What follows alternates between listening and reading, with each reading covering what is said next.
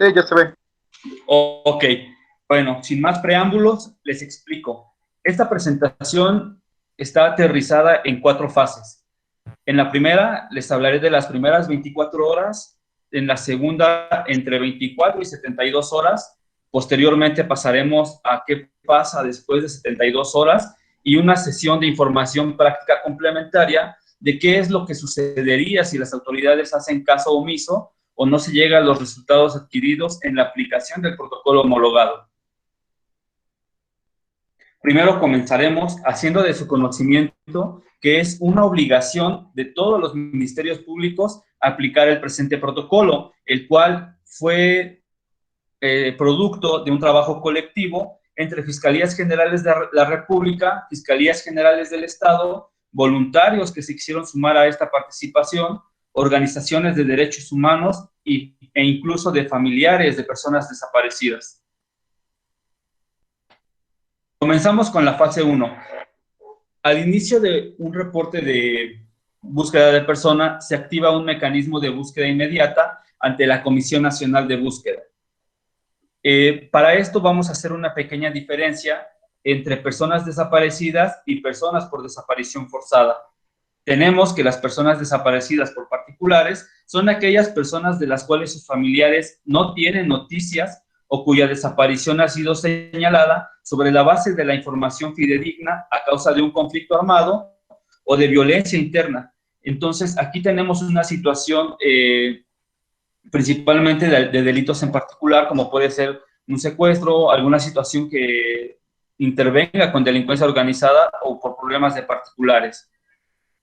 Y por el otro lado tenemos la desaparición forzada, que se define como el arresto, la detención, el secuestro o cualquier otra forma de privación de libertad que sean obra de agentes del Estado o por personas o grupos de personas que actúen con la autorización, el apoyo o la aquiescencia del Estado, seguida de la negativa a reconocer dicha privación de la libertad o del ocultamiento de la suerte o del paradero de la persona desaparecida. Si bien podemos identificar una cosa muy importante, es que las personas desaparecidas por particulares se debe a índole o a temas de problemáticas particulares, como son ciertos delitos en particular que se desarrollan conforme a la geografía de incidencia delictiva, y por otro lado tenemos la intervención directa o indirecta del Estado o de aquellas personas en relación con el Estado que favorecen la comisión de una desaparición forzada de persona. Ahora, ¿quiénes son las personas que pueden acudir a las autoridades para reportar a una persona desaparecida?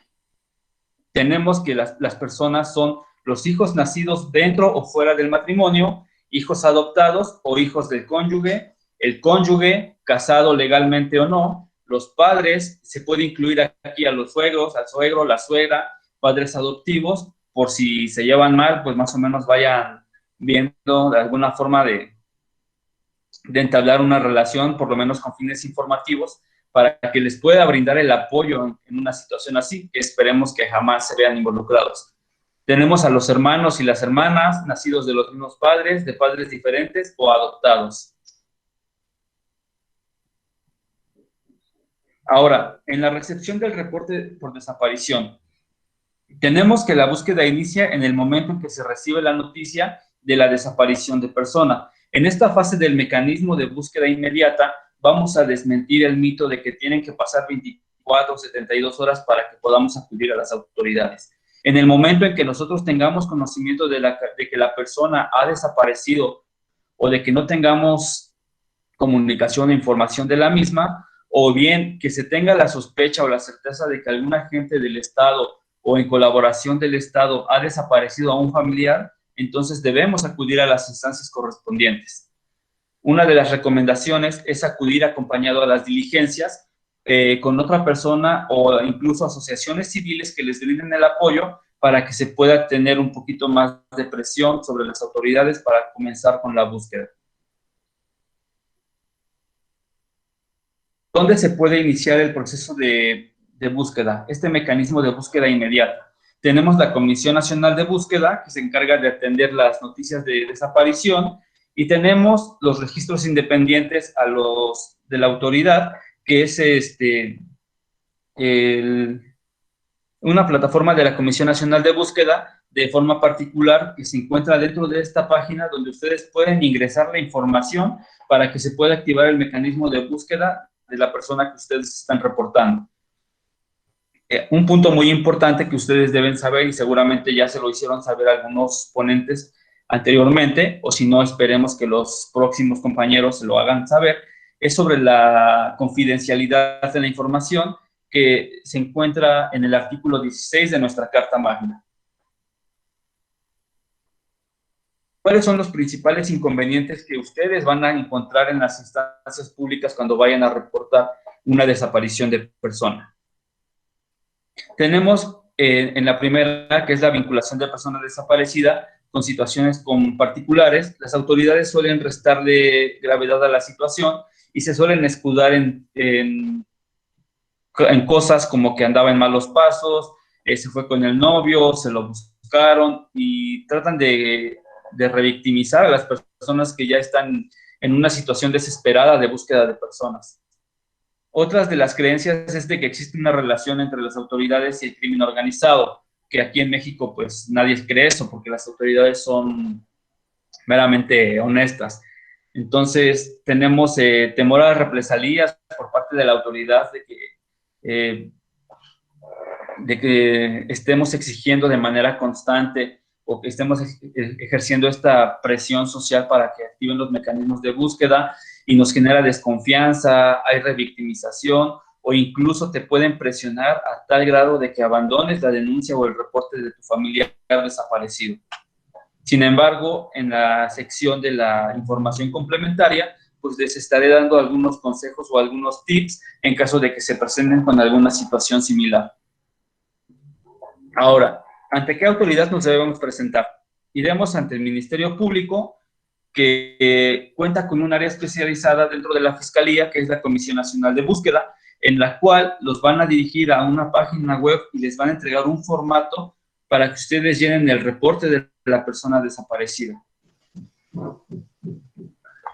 Y aquí les va uno de los datos que les quiero compartir y que es de vital importancia y considero que es muy relevante que cuenten con esta información. ¿Qué información les van a pedir?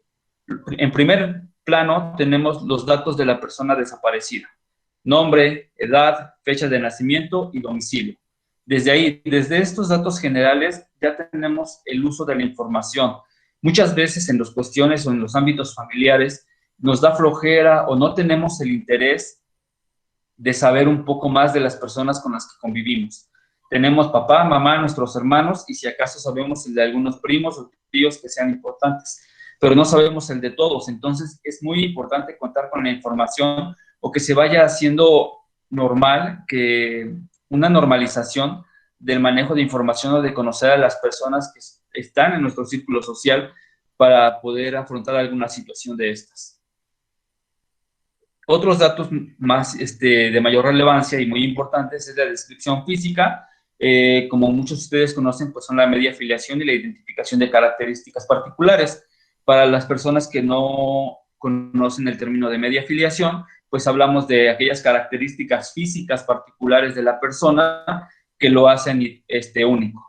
Tenemos estatura, tenemos peso, tenemos complexión, color de piel, forma de la cara, color y largo de cabello, el tamaño de la frente, forma y grosor de las cejas, color y tamaño de ojos, forma y tamaño de nariz y boca, detalle de las uñas. Muy importante saber si tiene cicatrices, algún lunar representativo, qué tatuajes utiliza la persona en caso de que tenga, si tiene pecas que lo caractericen, alguna mancha o hemangioma que pueda tener la persona y que sea visible, o que sea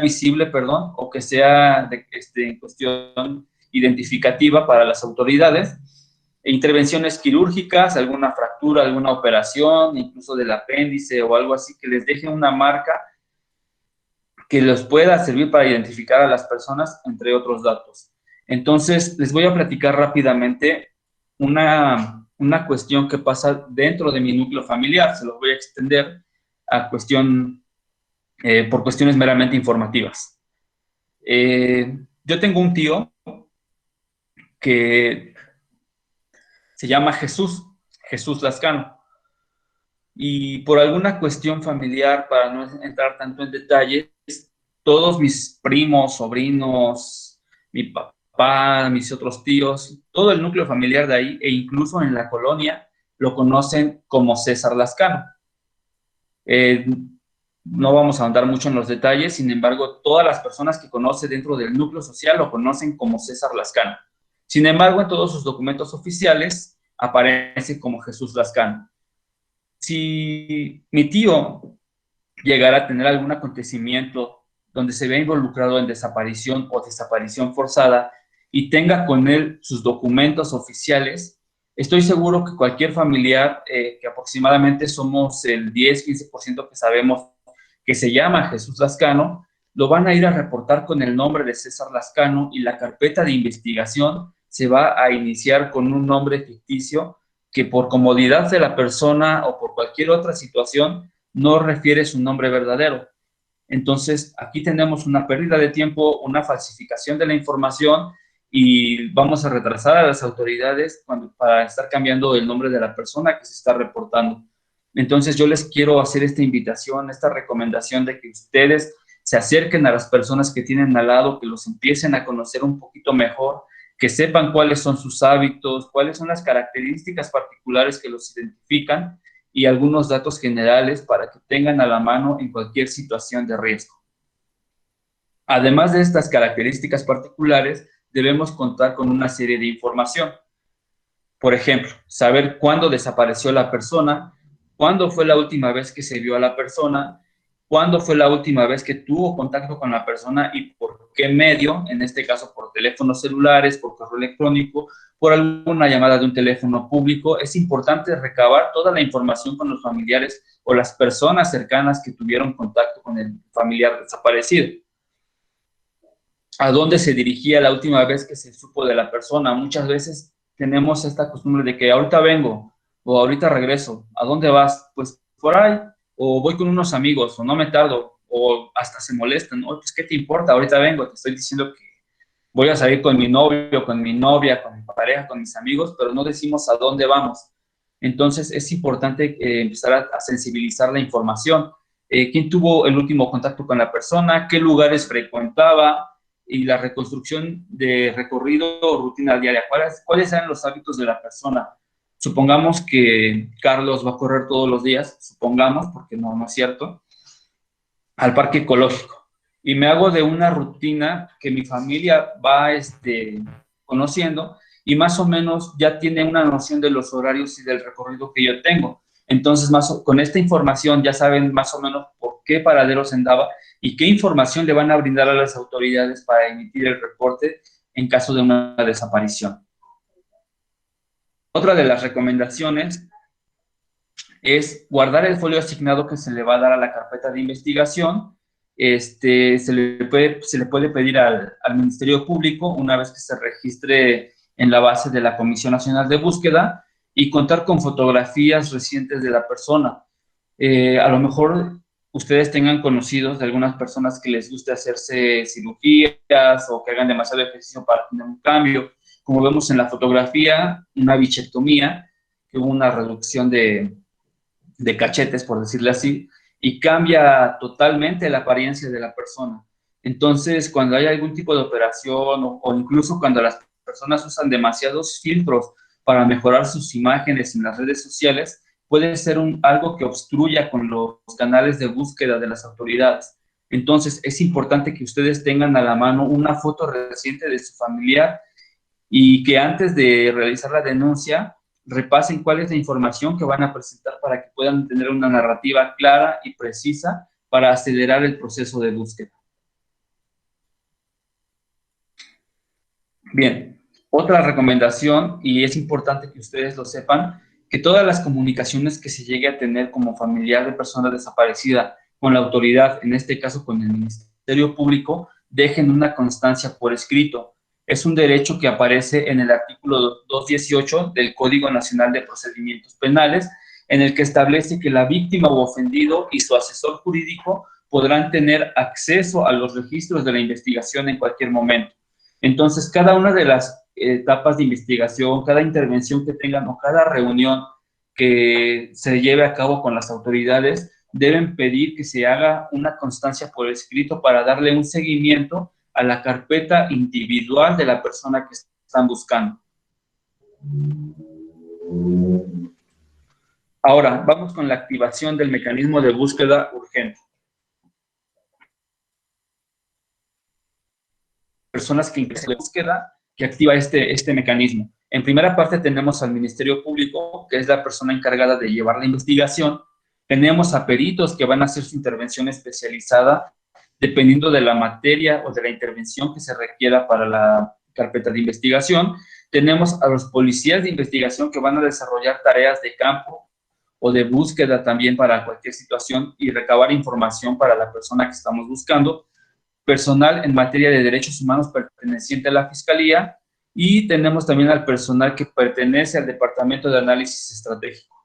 Estos son los analistas de bases de datos que van a hacer el uso de la información que se vaya registrando en las páginas o en los protocolos para activar los mecanismos de búsqueda, hacer los cruces de información con otros estados, otras fiscalías, en caso de tener información relevante que nos pueda ayudar o acercar a la persona que estamos buscando. ¿Cuáles son las acciones que debe emprender el Ministerio Público de manera inmediata? Como les comentaba, no esperen las 24 o las 72 horas. Cuando ustedes tengan la noticia, por derecho deben acudir a las autoridades y exigir que se active el mecanismo de búsqueda inmediata. Lo primero que se debe hacer es consultar información en registros públicos y privados. Tenemos los hospitales, tenemos CEMEFOS, tenemos albergues, centros de reclusión o incluso los famosos alcohólicos anónimos, que puede resultar que no les avisen que esta persona que tenía problemas de alcoholismo crónico y los amigos o los familiares lo vayan a internar y le quitan el celular y la persona está aislada. Entonces, puede ser una opción, o que haya tenido algún accidente y esté internado en algún hospital, o incluso cuando las personas dentro de los CEMEFOS están en carácter de desconocido, porque no tenga alguna información, no sé qué, se tienen ahí en un periodo de tiempo para que se pueda realizar un reconocimiento o se tenga alguna noticia para la identificación de la persona. También va a solicitar de manera urgente a autoridades y particulares que no destruyan o modifiquen evidencias sustantivas que servirán para la resolución del caso. En este caso tenemos el uso de videos de cámaras de vigilancia, tenemos las prendas cuando llegan al Ministerio Público con la ropa muy desgastada, al CEMEFO, pues lo que suelen hacer para el procedimiento de necropsia es recortar las ropas, obviamente con la previa descripción para su identificación y anotación en el dictamen correspondiente, la eliminación de correos electrónicos, etcétera. Por ejemplo, supongamos que ustedes se quedan con el teléfono de la persona y dicen, no, pues es que tiene bastante memoria. O incluso hay familiares que seguramente ustedes también los tienen, que tienen este hábito de eliminar a cada rato los mensajes o las imágenes o cualquier situación y están borrando información de manera constante. Entonces, eso también es información que sirve para la identificación y localización de las personas. Emitir alertas en CAPUFES, bancos o en alguna institución donde la persona requiera hacer el uso de alguna tarjeta de identificación o alguna tarjeta bancaria que requiera su autorización, en este caso su NIP, para hacer un movimiento de dinero. Solicitar al Instituto Nacional de Migración que dé aviso a los puntos fronterizos en caso de que la persona quiera cruzar la frontera, o también cuando se trate de personas extranjeras en el país que se registran como desaparecidas, pues se pide la asistencia jurídica internacional a los consulados, y también, como último punto, se realizan planos de investigación a través de la geolocalización. Esto ya es un poquito más de la policía cibernética o de la policía de inteligencia para activar el mecanismo de búsqueda de aparatos electrónicos a través del famoso GPS. Pasamos a los puntos de desaparición forzada de personas. Cuando ustedes tengan la sospecha o la certeza, como les comentaba al inicio, de que la persona que se llevó a su familiar es un servidor público, el Ministerio Público tiene obligaciones de solicitar la siguiente información. Primero que nada, hacer el registro de los servicios, de los destacamentos o de los departamentos de las personas que posiblemente trabajan en ese lugar para encontrar cualquier tipo de información. Revisar los álbumes fotográficos, el número de cardes, expedientes, licencias, los registros de entrada y salida, las famosas bitácoras policiales que se llevan a cabo de manera diaria, y forzosamente debe haber un registro ahí de las personas que entran y salen de las instalaciones. Eso por protocolo y por conocimiento personal se los digo. Las carpetas y las bitácoras sí existen, en todas las corporaciones están, incluso ustedes lo han visto cuando vayan a algún departamento de servicio público, está un policía auxiliar en la entrada, tiene su libro, su bitácora, y empiezan a anotar la fecha, el nombre, la edad, a qué departamento van, cuál es el trámite que van a realizar, si entra un vehículo, si sale, cuáles son las placas, quiénes van en el vehículo y todos esos protocolos de seguridad que llevan a cabo los elementos. También podemos revisar los vehículos y unidades. Debemos recordar y conocer también, para los que no tengan la experiencia, los vehículos que utilizan las dependencias de gobierno pueden ser balizados o no. Es decir, que tengan rótulos o algunas letras que caractericen que pertenecen a una institución, como pueden ser ambulancias, policía municipal, policía estatal, unidad de asuntos internos, departamento de peritos, tránsito municipal, vialidad estatal, cualquier situación. Está rotulado y tiene un número económico. El número económico por lo regular va en la parte trasera de la unidad, que es la identificación individual del vehículo y el departamento al que pertenece. Revisar el armamento. Dentro de las instituciones policiales hay un armero designado a la entrega-recepción de las armas de fuego que utilizan los servidores públicos. También él tiene su bitácora y los turnos de los compañeros para que puedan identificar cuáles son las personas que tuvieron contacto con este armamento y quién estaba de turno. Identificar los uniformes e insignias policiales, como pueden saber o pueden ver en las páginas de internet, ya hay mucha información de carácter público. Por lo regular, en la parte de los hombros, aquí arriba, llevan unos aditamentos que representan el nivel jerárquico de los policías, que son las escalas de grados, que va desde la escala básica hasta los comisarios. Entonces le pueden echar por ahí una leída para que lo puedan identificar, para que vean si había un mando o si eran personas que eran meramente tropa y tuvieron una intervención en la cual se llevaban a su familiar. Toda esta información les sirve, la deben conocer y es muy importante que la conozcan. Les comento, es de interés público y lo pueden consultar en cualquier página de transparencia de gobierno o meramente en el navegador de internet o en la sección de imágenes. Pueden ver cuál es la escala de grados de los policías, de los militares, de los marinos o cualquier otra corporación. También se puede hacer un rastreo y un chequeo del equipo de comunicación.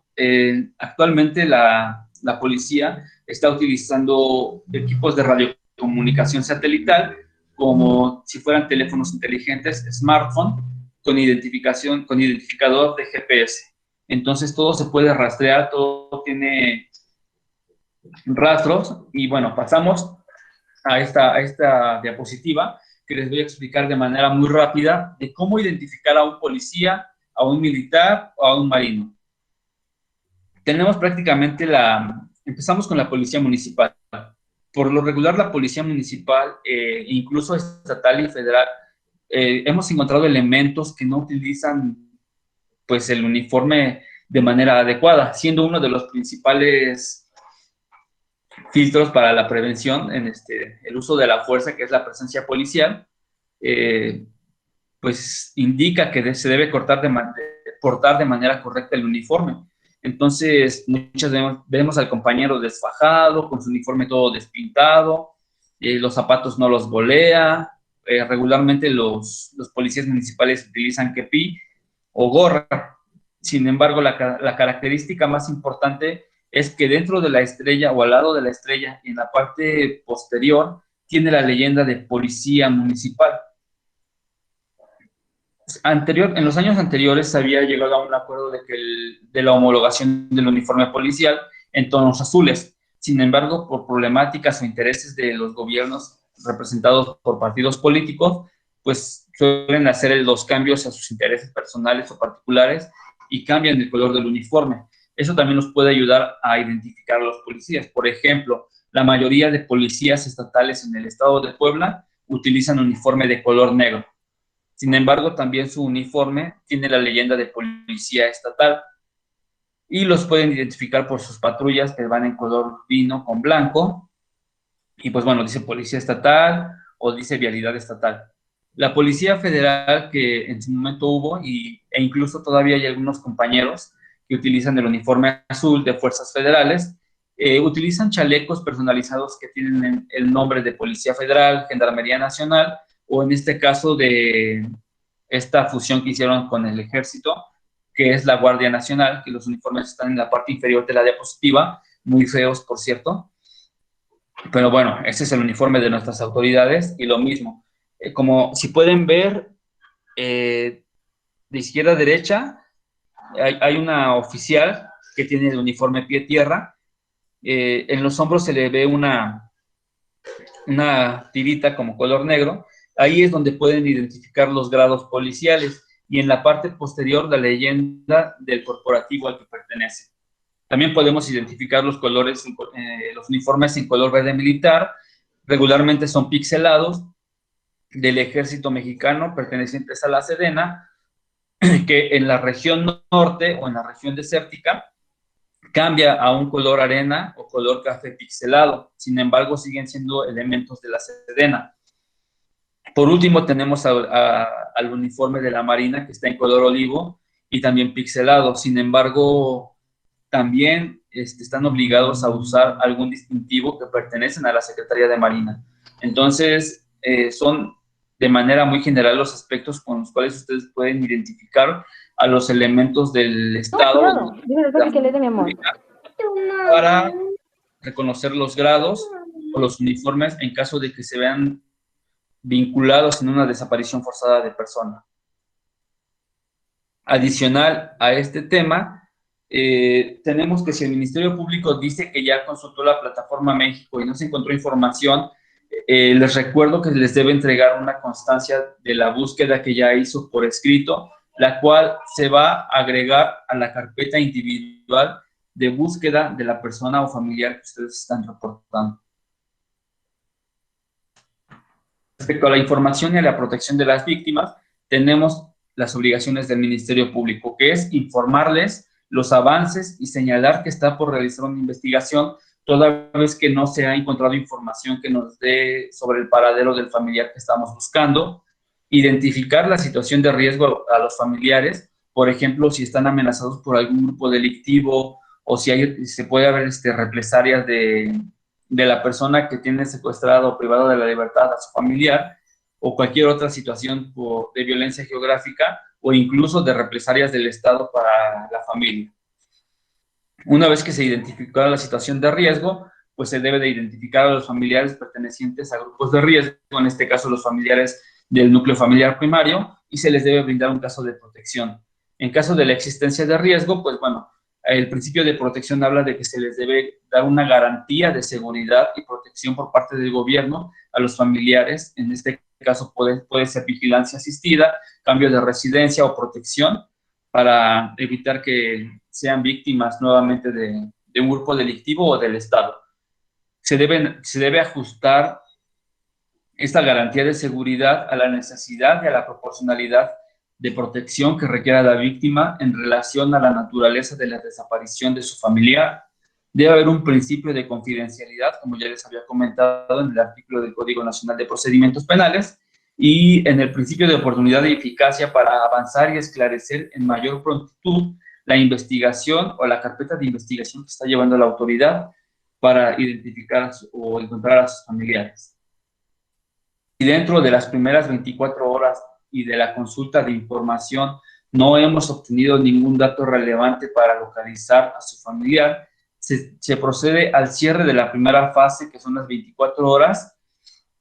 La Comisión Nacional de Búsqueda y el Ministerio Público deben dejar el registro por escrito de toda la información generada hasta el momento y pues en caso de sospecha les recordamos que se debe dejar una constancia y exigir que se inicie el caso como desaparición forzada cuando la colaboración con el Ministerio Público sea nula o cuando se exista negativa de investigar a las autoridades que posiblemente tengan relación con la desaparición de nuestros familiares. Si no quieren, pues bueno, es recomendable que tengan un asesor jurídico que les ayude a registrar por escrito la situación para exigir que se inicie como desaparición forzada y acudir ya sea de la Fiscalía General del Estado a la Fiscalía General de la República, y si no funciona, pues bueno, nos vamos a las Comisiones Nacionales de Derechos Humanos e incluso podemos buscar ayuda con asociaciones civiles que tengan este interés de impulsar a los familiares afectados por personas desaparecidas. Vamos a pasar a la segunda fase de la presentación,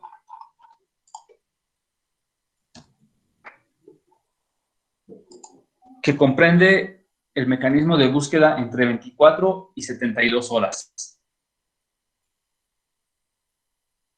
Ya cerramos la primera fase y no encontramos información dentro de las bases de datos, hablaron por teléfono, preguntaron y no hay información de nuestros familiares. Entonces, ¿qué procede? Hacer una entrevista directa entre el Ministerio Público y los familiares. El protocolo homologado nos muestra en el numeral 2.1.2 que si los familiares no tienen el recurso económico para movilizarse a las instancias del Ministerio Público, entonces esta autoridad debe acudir al lugar donde se encuentren los familiares acompañado del equipo de búsqueda para realizar la entrevista y la recolección de datos. Sin embargo, siendo muy honestos, no sucede. No sucede que el Ministerio Público se traslade de su oficina a la casa de los familiares por falta de recursos. Lo que suelen hacer es, ¿saben qué? Pues entonces mándale una patrulla, tráetelos y ya seguimos.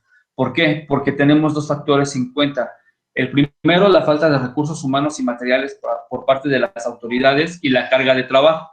El otro factor es que pues no se va a salir de su oficina, no va a abandonar su trabajo, ya sea por flojera, por falta de interés, pero es más preferible o es más cómodo para ellos, diciéndolo ya de una manera poco profesional, salirse de su trabajo para ir a recoger a una familia y hacer la entrevista.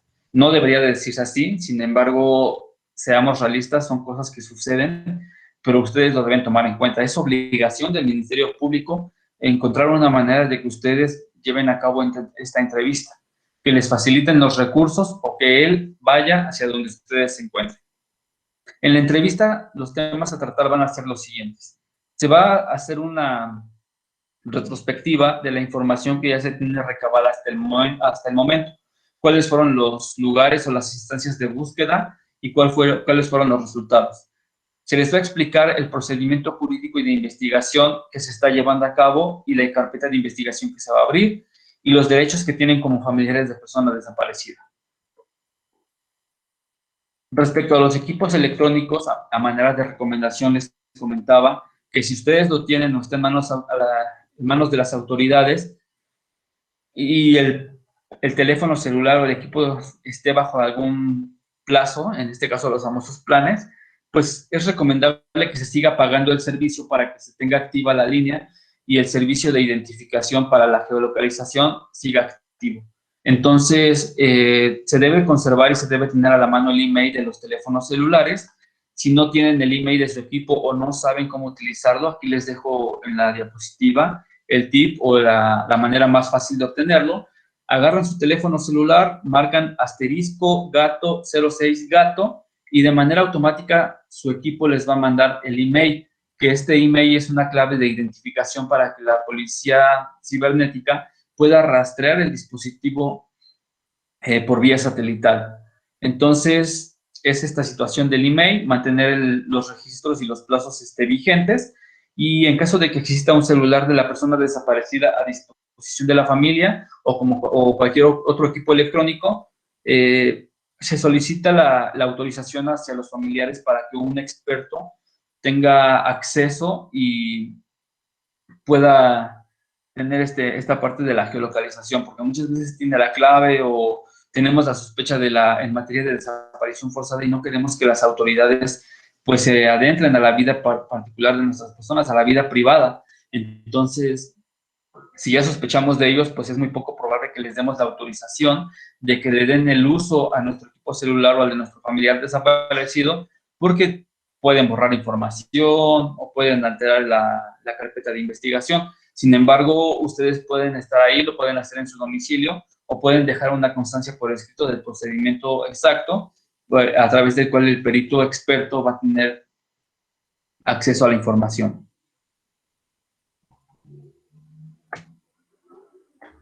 En la parte de los derechos de las víctimas, derivado de la entrevista con los familiares, se debe detectar si es necesario gestionar ante las autoridades encargadas de atención a víctimas las siguientes medidas que están establecidas en el artículo 28 de la Ley General de Víctimas, que es proporcionar ayuda inmediata, proporcionar alojamiento y atención a los familiares afectados, proporcionar los medios de transporte, como ya les había comentado, brindar asesoría jurídica, asistencia psicológica y atención médica, todo relacionado con los derechos de las víctimas y de los familiares de las víctimas. Ahora bien, otro consejo que les dejo por acá es que como familiar pueden acudir directamente a la Comisión de Víctimas de su entidad y en caso de no estar funcionando, pueden ir a la CEAP, que es la Comisión Estatal de Asistencia a Víctimas, la cual está ubicada en la Ciudad de México con el domicilio que aquí está, Ángel Lurraza, 1137, Colonia del Valle Centro, en la Ciudad de México, y el teléfono de atención, que es el 01800-842-8462. De cualquier manera, yo le voy a hacer llegar las presentaciones a David para que se las comparta a través del grupo de WhatsApp o a través de correo electrónico, dependiendo de la facilidad de los medios, pero yo se las paso a ustedes para que ustedes la puedan compartir con sus familiares y tengan esta idea muy general de cómo se lleva a cabo el proceso para la aplicación del protocolo de búsqueda de personas desaparecidas. Entonces tenemos la CEAP, que es la Comisión Ejecutiva de Atención a Víctimas, quienes acuden a esta institución, las víctimas de delito y de violaciones a derechos humanos. ¿Cómo se realiza el registro ante esta comisión? Primero, ya tenemos el registro ante las autoridades de que se abra la investigación de personas desaparecidas, y si los familiares no pudiesen asistir a las instituciones o no pudiesen programar el registro de los datos, el Ministerio Público lo debe hacer en caso de que las víctimas no hayan procedido con el trámite. ¿Cuál es la información que les van a pedir? Dentro de la página de la CEA aparece un formato único de declaración que lo pueden descargar, y pues nuevamente vamos con los datos generales que ya les había proporcionado anteriormente, que son el nombre, edad, estatura, datos característicos, el último contacto que se tuvo, si tenía hábitos, quién fue la última persona que tuvo contacto y los demás que ya mencionamos con anterioridad. ¿Qué es lo que va a hacer la CEAP? Les va a brindar medidas de ayuda, medidas de asistencia y alternativas para la reparación integral del daño. Ustedes pueden consultar también, y seguramente les vuelvo a hacer mención, algunos de los ponentes ya lo tuvo que haber mencionado, acerca de los derechos de la víctima o del ofendido, que se encuentran en el artículo 20 de la Constitución Política, apartado C, que es recibir asesoría jurídica, coadyuvar con el Ministerio Público, recibir la atención médica y psicológica, tener alternativas para la reparación del daño, protección de identidad de las víctimas en caso de que se determine la existencia de riesgo, la implementación de medidas cautelares para garantizar la procuración de justicia, y también tenemos el derecho de impugnar las omisiones del Ministerio Público cuando éste quiere hacer caso omiso o no lleve a cabo las tareas del protocolo de búsqueda de personas desaparecidas. También tenemos que llevar un cuestionario ante mortem. Por lo regular lo llenan los familiares más cercanos de las víctimas. Ante mortem no quiere decir que la persona esté muerta, sin embargo es un documento oficial que se registra para tener información de la persona que se está buscando. Este cuestionario está implementado en la Fiscalía General de la República y en algunas fiscalías del Estado, no en todas, sin embargo se puede solicitar para que se los hagan llegar y ustedes lo puedan llenar. ¿Cuáles son los datos ante mortem? Pues bueno, tenemos los datos personales, nuevamente, características físicas, datos clínicos, como ya les había comentado, si tuvo alguna intervención quirúrgica, alguna cirugía, o si usa alguna prótesis, la cual está plenamente identificada con un número seriado, pues también se lleva a cabo por si tenemos alguna localización o alguna, pues que encuentren lamentablemente alguna fosa clandestina o algún cuerpo de una persona, pues nos ayude a identificar a nuestros familiares. También de datos odontológicos, por si tienen alguna pieza o alguna prótesis dental, también llevan un número seriado para la identificación de las prótesis. Aquí les dejo la liga dentro de la diapositiva para la consulta de la herramienta informática en cuestión de gestión de datos forenses. Aquí, en estos datos forenses, pues es una guía de información de los datos personales que se van recabando conforme va avanzando el protocolo de investigación. Nuevamente llegamos a las recomendaciones de la información y es muy importante y quizás soy muy insistente, pero la información es la clave de las investigaciones. Entonces procuremos normalizar los temas de seguridad y de prevención para agilizar los trámites. Recordemos que la seguridad, si bien es una función del Estado, del Ministerio Público y de las policías, también conlleva una responsabilidad social respecto al manejo de información, de prevención o de aportación de datos para acelerar estos problemas de búsqueda. Entonces, normalicemos esta cuestión de la información y aportemos con medidas preventivas, al menos de identificación de nuestros grupos familiares. Confirmar lugar, fecha y hora de la desaparición, la historia genealógica, muchas veces no sabemos cuántas personas están incluidas dentro de nuestra familia, los datos familiares, la descripción física, acompañada de fotos preferentemente recientes, y si se cuenta con alguna fotografía de la ropa que usaba la persona al momento de desaparecer, pues bueno, aportaría muchísimo a la investigación. ¿Cuáles eran los hábitos de la persona? El historial médico, les comentaba por si utilizaban prótesis o implantes, el historial dental, muestras biológicas en caso de existir, que tengan alguna muestra de sangre o algún examen previo, instrumentos donde posiblemente se pueda extraer una huella dactilar, por ejemplo, vasos o alguna superficie que sea susceptible de extraer alguna huella dactilar para cruzarlo en el sistema de AFIS. Corroborar si existe alguna fotografía con las prendas que utilizaba, como ya les comentaba, preguntar entre sus conocidos si dejó un mensaje, carta o escrito el día de la desaparición, preguntar si tuvo alguna actitud extraña. Muchas veces no nos damos cuenta de las características o del comportamiento de nuestros familiares que está cambiando, o lo notamos y no le damos la importancia requerida, que son alertas que debemos considerar y darle una atención de primera mano, de familia a familia, para evitar alguna situación de estas, ¿no? Que nos estemos lamentando con posterioridad. Identificar la existencia de problemas personales, pues va muy encaminado a lo que les comento, y los datos del medio de transporte, si es que contaba con ellos, si tenía algún vehículo particular, ya sea algún automóvil, alguna motocicleta, alguna bicicleta, o algo que nos pueda ayudar para identificar el medio en el que se transportaba la persona.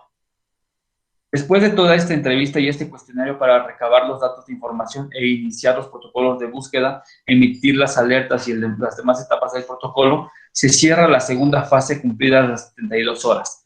El Ministerio Público, les comentaba, debe dejar el registro de la información en el Registro Nacional de Personas Desaparecidas, trazar las líneas de investigación o acciones pendientes por realizar, de acuerdo con la información obtenida hasta el momento, comunicarse con los familiares para informar las acciones realizadas hasta el momento, dejando todos los actos por escrito. Recuerden que es muy importante exigirle al Ministerio Público dejar el registro por escrito de todas las actuaciones que tengan, de los oficios, solicitudes de información o todas estas intervenciones que tenga con los familiares o con otras autoridades para recabar la información y emitir la búsqueda de su familiar desaparecido.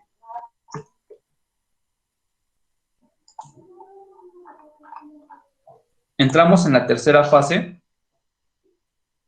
que abarca pasadas las 72 horas. Después de 72 horas, seguimos con los mecanismos de búsqueda. Se empieza a hacer un análisis estratégico de la información. Esto ya va a responsabilidad de los analistas de bases de datos del equipo de inteligencia de las instituciones. Se generan redes estratégicas de búsqueda mediante el cruce de información con otras fiscalías, la identificación de las sábanas de llamadas. Una vez que ya se tuvo acceso a los teléfonos celulares o al registro del email o de los equipos electrónicos que utilizaba la persona, para empezar a ver cuáles fueron sus últimos contactos, cuál fue su última ubicación, por dónde estuvo, cuáles eran los recorridos que tenía, y se empiezan a hacer mapeos. Estos mapeos nos van a delimitar las rutas de la persona, de dónde pudo haber desaparecido o cuál fue el último contacto que tuvo con la sociedad o con sus familiares. Se va a hacer una clasificación de un modus operandi en relación a otros casos de personas desaparecidas, si es que las hay, dependiendo de la de la ubicación geográfica y de la incidencia de mapas delictivos. El Ministerio Público deberá analizar la información recabada hasta el momento a través de su equipo analista de bases de datos y empezar a idear posibles soluciones, como el número de desapariciones en la zona, como les comentaba, a través de la incidencia geográfica delictiva. Son los grupos delictivos imperantes en la zona geográfica, y si tenemos alguna persona sospechosa después de la investigación de la sábana de llamadas o de los mapeos de la ruta de traslado. Puede ser que a lo mejor se fue por donde vivía el novio y ahí fue la última ubicación geosatelital de este tipo electrónico, ¿no? Entonces, estas situaciones pues empiezan a dar conclusiones. Aquí les pongo un ejemplo muy rápido. No quiero etiquetar o estigmatizar nada, pero las estadísticas duras son estadísticas que nos afectan a todos, ¿no? El ejemplo es de bienvenidos al municipio de Tenancingo, Tlaxcala, el cual está identificado como el mayor municipio inmiscuido en la trata de personas. Entonces, si una de nuestros familiares, por lo regular del sexo femenino, llega a desaparecer dentro de este municipio, pues tenemos alguna idea aterrizada de qué es lo que pudo haber pasado. Más o menos tenemos una incidencia delictiva, cuáles son las condiciones en las cuales se llevó a cabo la desaparición de esta persona, si encontramos algún rastro, huella, señal o vestigio que nos encamine a la investigación, cuáles son las características de la desaparición que tiene para ver el modus operandi, que pues más o menos que se vaya haciendo la idea del Ministerio Público de a qué es a lo que se enfrenta y cuáles son los mecanismos de búsqueda que debe establecer para dar con esta persona. ¿Cuáles son las obligaciones del Ministerio Público en esta fase?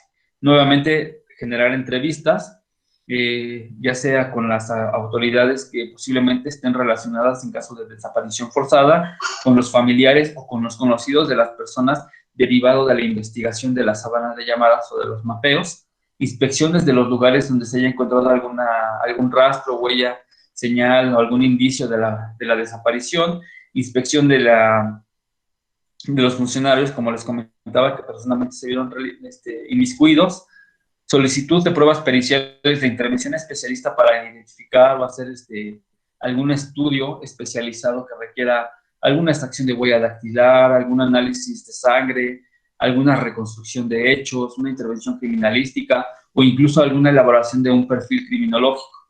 Tenemos la identificación de muestras biológicas para los peritos en química forense y la elaboración de un perfil genético. Bueno, todo esto se va a llevar a la sábana de base de datos una vez que tengamos la información de la persona o de alguna situación que hayan informado de la presencia de indicios que demuestren que en ese lugar se llevó a cabo la desaparición de alguna persona. Ahora, vamos con la información post-mortem. Esto se da una vez que se ha identificado por lo regular alguna fosa común o se ha identificado algún cuerpo en calidad de desconocido.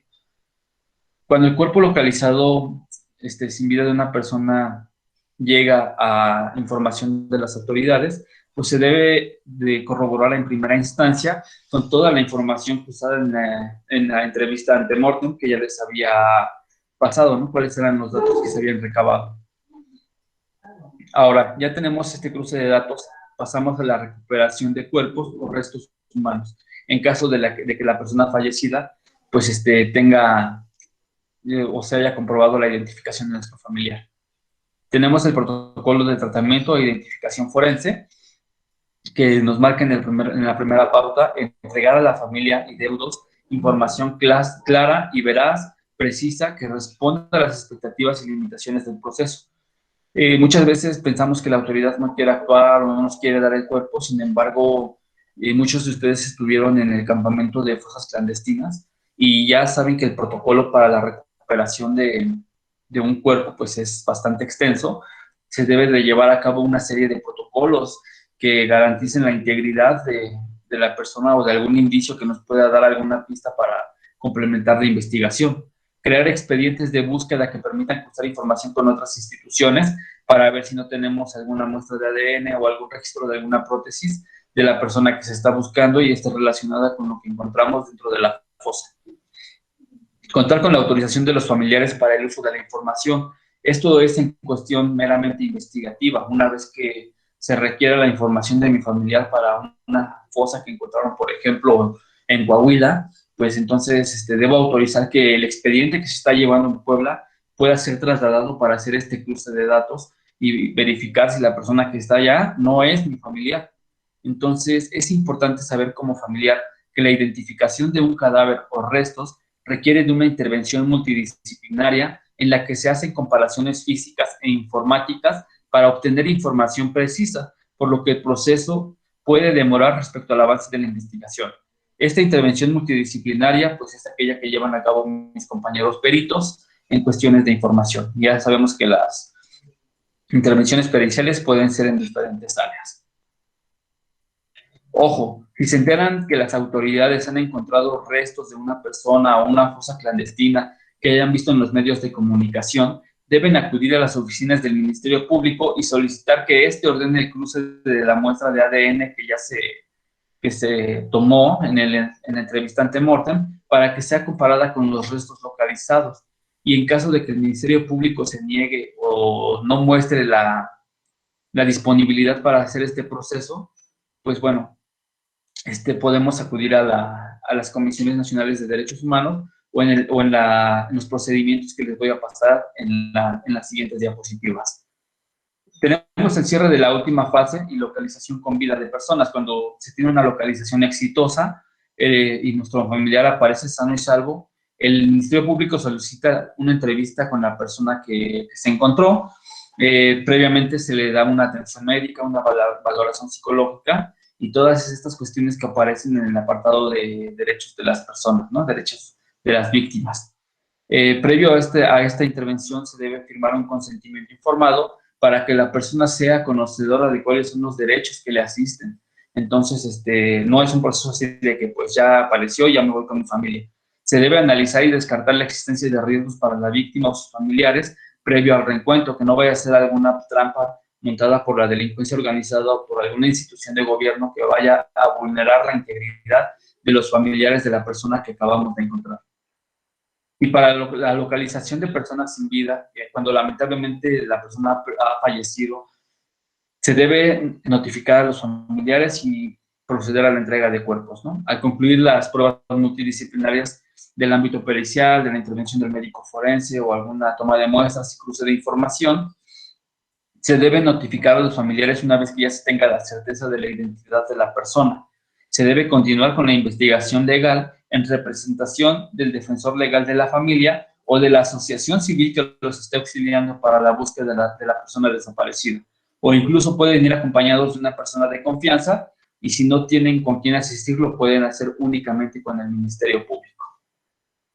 Para caso de personas desaparecidas extranjeras, tenemos que el Ministerio Público puede solicitar la asistencia jurídica a la Dirección General de Asuntos Internacionales. Ya les puse por ahí la dirección, que se encuentra en Río Guadiana, número 31, Colonia Cuauhtémoc, Delegación Cuauhtémoc, en la Ciudad de México. En la ciudad de Puebla tenemos en la Avenida Reforma el Instituto Nacional de Migración y aquí tenemos los teléfonos de los departamentos gubernamentales del estado de Puebla para el reporte de personas desaparecidas. ¿Qué es lo que vamos a llevar ahí? Nuevamente una breve relatoría de los hechos, el número de nuestra averiguación previa, cuál es el delito que se investiga, el propósito de la colaboración con las autoridades internacionales y el listado de las personas que estarán presentes en la diligencia con una fecha fijada entre 5 y 15 con posterioridad a los dictámenes forenses. Una copia certificada de los dictámenes forenses emitidos por las autoridades de carácter multidisciplinario y una copia certificada que dé fe que el Ministerio Público de los hechos y de la corroboración de los dictámenes multidisciplinarios. Entonces, esta información la deben enviar al cónsul general, dependiendo de la nacionalidad que sea la persona, y bueno, se puede solicitar el apoyo o la intervención de la Secretaría de Relaciones Exteriores para hacer la información y notificar el hallazgo de la persona. Ahora, tenemos esta diapositiva para determinar responsabilidad y para la reparación del daño. De acuerdo, para determinar la responsabilidad se va a hacer conforme a los medios de prueba. es decir, establecer si existió tentativa, autoría, participación u omisión de una persona o de las autoridades de las cuales se tiene sospecha, y en caso de tener alguna persona detenida, pues bueno, debemos hacer el desahogo de pruebas así conforme al proceso penal para establecer su valor probatorio. Respecto a la reparación del daño, el Ministerio Público tiene la obligación de solicitar la reparación de acuerdo a la Ley General de Víctimas, que establece que tienen derecho a ser reparados de manera oportuna, plena, diferenciada, transformadora, integral y efectiva por el daño sufrido. En cuestión de restitución, rehabilitación y compensación. Tenemos que la restitución es devolver a la víctima la situación anterior a la comisión del delito, que es muy poco probable que se lleve a cabo por toda la afección psicológica. Sin embargo, está marcado como protocolo en la ley y debe cumplirse con esta expectativa. En temas de rehabilitación es facilitar, hacer frente a los efectos sufridos por la causa del hecho punible, y en una compensación hablamos ya de cuestiones materiales o monetarias para la reparación proporcional respecto a la gravedad del hecho. Todo esto encaminado a obtener una satisfacción y una garantía de no repetición de la comisión de la conducta delictiva para la víctima o para sus familiares. A manera de resumen muy general, es la aplicación del protocolo homologado para la búsqueda de personas y para la búsqueda de personas por desaparición forzada. Ahora, en esta última parte de la presentación les voy a brindar la información práctica complementaria respecto a las preguntas más frecuentes. Si ustedes tienen alguna otra, pues activan su micrófono, por favor, y me la hacen saber. ¿Qué puedo hacer cuando el Ministerio Público no quiere aplicar el protocolo homologado? Bien, el primer plano es buscar el diálogo con la autoridad, con el Ministerio Público, de que se tiene conocimiento del protocolo homologado y es su obligación como autoridad darle cumplimiento. Si esta persona o autoridad se niega, se debe emitir una queja por escrito solicitando que se le traslade al órgano interno de control de la Fiscalía. Ahora bien, ustedes pueden decir, bueno, pero si el Ministerio Público trabaja en la Fiscalía, ¿cómo va a canalizar un escrito al órgano interno de control? Entonces, por protocolo se puede hacer acompañado de su asesor jurídico. Recuerden que la figura del asesor jurídico es aquel que los va a acompañar en todo momento para que les vaya orientando acerca de la aplicación del protocolo homologado.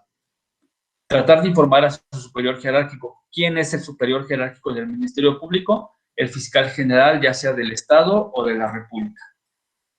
Entonces, a esta persona se le debe hacer conocimiento de las omisiones que tiene el Ministerio Público para la aplicación del protocolo. Y si no se puede llevar a cabo esta situación, se debe poner una queja ante la Comisión de Derechos Humanos estatal o, en su caso, dependiendo de la naturaleza o gravedad del caso, a la Comisión Nacional de Derechos Humanos, según sea el caso.